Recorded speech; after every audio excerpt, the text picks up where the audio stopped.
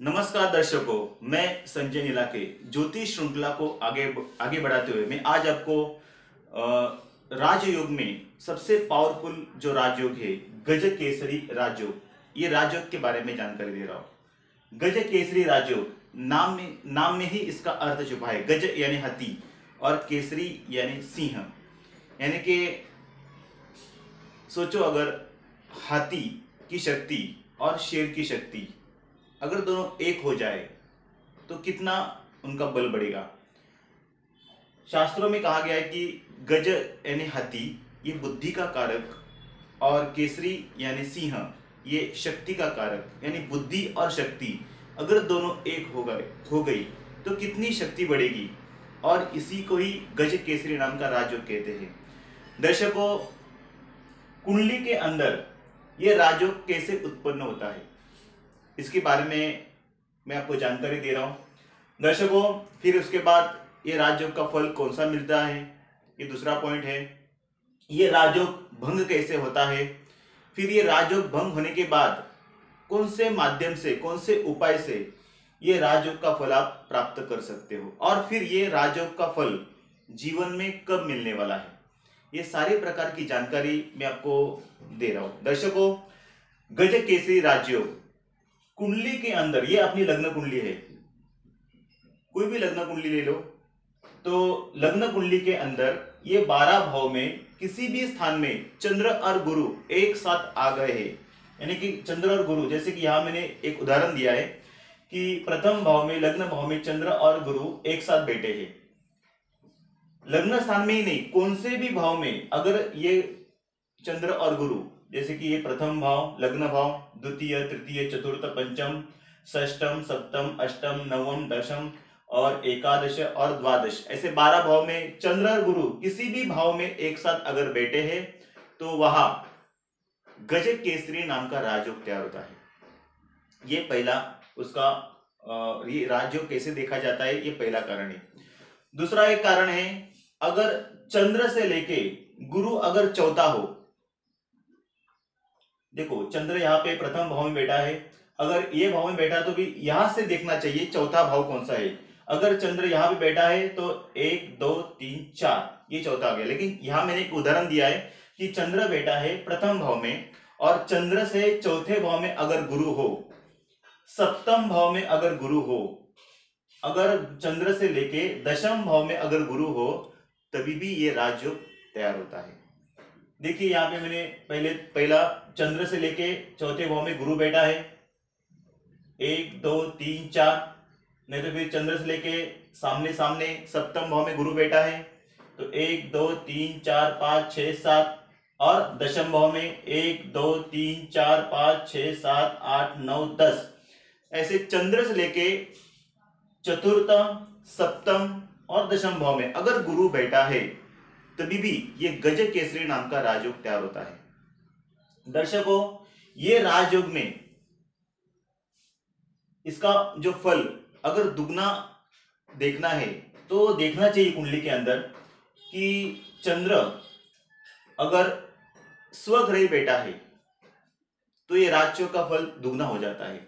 उसी प्रकार गुरु भी अगर स्वग्रही हो, अगर उच्च का बैठा है तभी भी ये राजयोग का फल दुगना हो जाता है। और उसी के साथ साथ अगर ये राजयोग गुरु ग्रह अगर केंद्र में आ गया, नहीं तो फिर त्रिकोण में, त्रिकोण कौन सा है, प्रथम भाव, पंचम भाव और भाग्यस्थान यानी नवम भाव, त्रिकोण में अगर चंद्र आता है नहीं तो गुरु आता है तो ये राजयोग का फल दुगना हो जाता है। दर्शकों, उसी के साथ साथ अगर चंद्र ग्रह के ऊपर ये चंद्र और गुरु एक साथ बैठे हैं और उसके साथ साथ चंद्र के ऊपर अगर शुक्र ग्रह और बुध ग्रह की अगर दृष्टि हो तो भी ये राजयोग का फल दुगना हो जाता है। वो अपने जीवन में सारे सुखों को प्राप्त कर लेता है, राजा के समान उसका जीवन हो जाता है। गज केसरी नाम का राजयोग यानी कि बुद्धि और शक्ति दोनों का मिलाप है।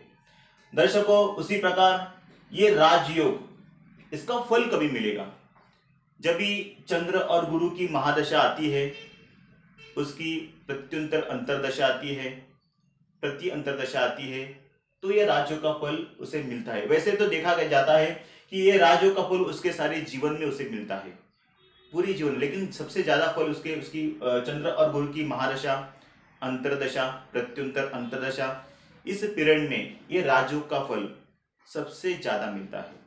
दर्शकों, ये राजयोग का फल क्या क्या होता है सुनो। यहाँ पे मैंने बोर्ड में लिखा है, ये आप एक नोट डाउन कर लीजिए, लिख लीजिए। आपके ज्योतिष शास्त्र में प्रेडिक्शन के बारे में किसी जातक की किसी कुंडली देखते समय ये फलादेश आपको मालूम होना जरूरी है। सबसे बड़ा, अगर जिसके कुंडली में गज केसरी नाम का राजयोग है, वो आदमी, वो लड़का, वो लड़की संस्कारी होते हैं, अपने माता पिता का आज्ञाकारक होते हैं, नम्र, सद्गुणी ये स्वभाव के होते हैं, और सबसे मित्रों में, परिवारों में वो सबसे प्रिय व्यक्ति हो जाता है। यहाँ पे मैंने लिखा है प्रिय व्यक्ति। अनेक मित्रों में उनका गुणगान लिया जाता है, उससे प्यार किया जाता है। वो स्वभाव दिखने में तेजस्वी होता है, सिंह जैसे शक्तिशाली है वैसे उसी प्रकार वो तेजस्वी, धष्टपुष्ट और विद्वान कहा जाता है। बुद्धि के कारण विद्वान भी कहा जाता है।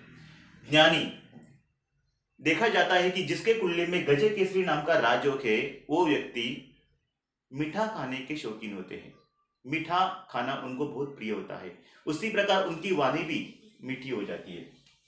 फिर उसके साथ साथ उत्तम पारिवारिक सुख उनको प्राप्त होता है। राजा के समान उनका जीवन हो जाता है। जैसे राजा अपने जीवन में सुख भोगता है, उसी प्रकार जिसके कुंडली में ये गज केसरी नाम का योग है, राजयोग है, वो अपने राजा के समान जीवन का उपभोग लेता है। उसी प्रकार उसे धनवान, पुत्रवान और यशवान, ये तीनों ही जो प्रभाव है उसके जीवन में देखा जाता है। उच्च शिक्षित, उच्च अधिकारी लेवल का काम उसे मिल जाता है। यात्राओं में भी उसे, प्रवास में भी उसे रुचि होती है। बड़े बड़े धार्मिक यात्राएं, विदेशों की, देशों की यात्राएं उसे करने को अच्छा लगता है। सर्व सुख प्राप्ति उसे मिल जाती है और सर्व धार्मिक क्षेत्रों में वो अपना ब्राह्मणों का, गुरु का सम्मान करता है। धार्मिक और सात्विक, आस्तिक, जो धर्म पे ऊपर निष्ठा करने वाला, ये गज केसरी नाम के राजयोग के कुंडली में देखा जाता है। समाज में सबसे प्रतिष्ठित व्यक्ति उसे प्रतिष्ठा मिल जाती है। दर्शकों, लेकिन एक खराब ये राजयोग में देखा जाता है कि वो कंजूस भी थोड़ा फार होता है, पैसा खर्चा करने में थोड़ा कंजूसी दिखाता है। ये सारे प्रकार के फल गज केसरी राजयोग में देखे जाते हैं। लेकिन ये राजयोग भंग कब होता है? दर्शकों, अगर कुंडली के अंदर चंद्र और गुरु दोनों ही ग्रह, नहीं तो दोनों में से कोई भी एक ग्रह अगर 1 डिग्री में है, 0 डिग्री में है, 29, 28, 29 और 30 डिग्री में है, तो ये राजयोग का फल नहीं के बराबर हो जाता है। चंद्र भी अगर ये डिग्री में रहेगा, दोनों ग्रह रहेंगे तो वो तो राजयोग का फल मिलेगा ही नहीं। लेकिन चंद्र और गुरु में से भी कोई भी एक योग, कोई भी एक ग्रह अगर 1 डिग्री में है, 0 डिग्री में है, 28, 29, 30 डिग्री में है, तो उसका फल थोड़ा कम हो जाता है। फिर उसके साथ साथ अगर सूर्य के साथ अगर गुरु और चंद्र की अस्त हो जाता है, अस्तंगत है, सूर्य के साथ अगर वो बैठ जाता है, तो उनका प्रभाव भी कम हो जाता है, वो राजयोग का फल भंग हो जाता है। अगर ये चंद्र और गुरु में से कोई भी एक ग्रह अगर वक्री है, तो वक्री होने के कारण ये राजयोग का फल भंग हो जाता है, नहीं के बराबर हो जाता है। फिर उसके साथ साथ अगर ये राजयोग है कुंडली के अंदर, अगर चंद्र और गुरु अगर नीच राशि में बैठा है, अपने नीच स्थान में बैठा है, तभी भी ये राजयोग का फल भंग हो जाता है। और उसके साथ साथ अगर गुरु और केतु मारक राशि में आते हैं, अपने शत्रु राशि में आते हैं, तभी भी ये राजयोग का फल थोड़ा कम हो जाता है। दर्शकों, ये राजयोग का फल भंग होने के कारण मैंने आपको बताया, लेकिन ये राजयोग अगर भंग है कुंडली में, फिर भी उसकी प्राप्ति, ये राजयोग की प्राप्ति अगर आपको चाहिए तो आपको कुछ उपाय करने चाहिए।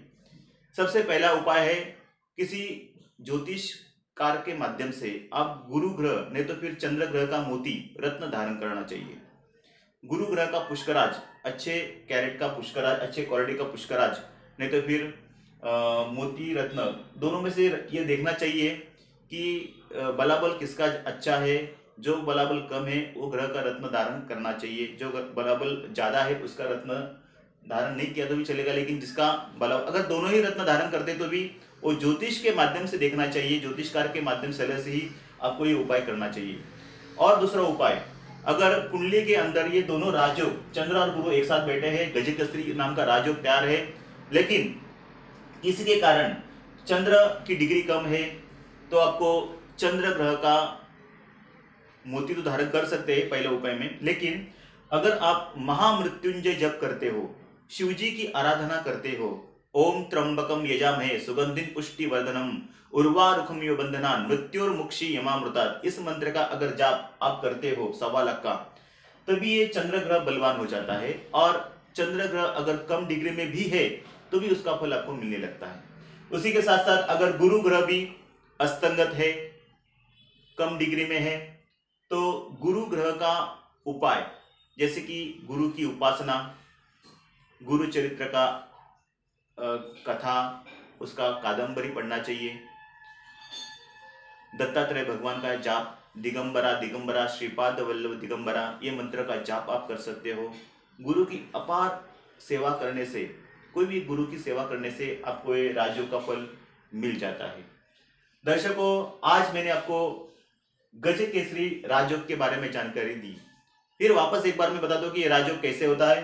अगर कुंडली के अंदर, आप घर में किसी की भी कुंडली चेक कर सकते हो, अगर अपने कुंडली के अंदर ये 12 भाव में चंद्र और गुरु कौन से भी भाव में अगर एक साथ बैठे हैं, तभी ये राजयोग तैयार हो जाता है, गजकेसरी नाम का राजयोग। और उसके साथ साथ दूसरा एक उपाय है, दूसरा एक नियम है, अगर चंद्र के चौथे स्थान में, चंद्र से लेकर चौथे भाव में अगर गुरु आता है, सप्तम भाव में अगर गुरु आता है और दशम भाव में अगर गुरु आता है, तभी भी ये गजकेसरी नाम का राजयोग तैयार हो जाता है।